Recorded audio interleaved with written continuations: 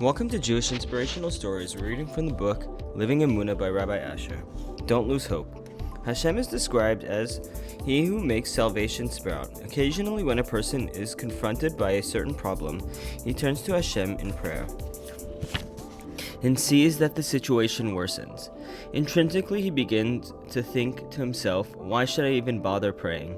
It only makes things worse. At such moments, one must remember that Hashem is He who brings forth salvation, like the ground brings forth produce. When a seed is placed in the ground, it first disintegrates before taking root and developing into a plant. An impatient person will be unable to wait for this process to unfold, and will dig up the seed as soon as it is planted, and see that it has decayed. The person will then despair. He may think this seed will never produce food, but someone who understands how the process works will trust in the ground's ability to develop the decayed remnants of the seed into nourishment and delicious produce, and he will happily invest the effort and labor, watering and tending to his crops to ensure that they grow properly.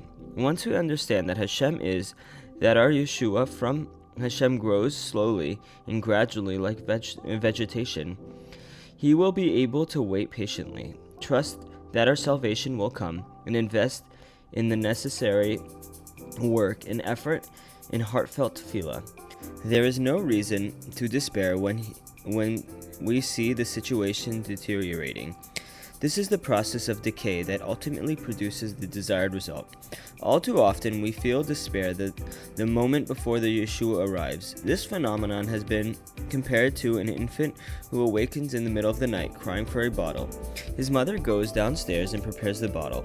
As the baby continues to cry, as the infant grows more and more desperate, his shrieks intensify, reaching their peak the moment before the bottle is inserted into the baby's mouth. His salvation is being prepared.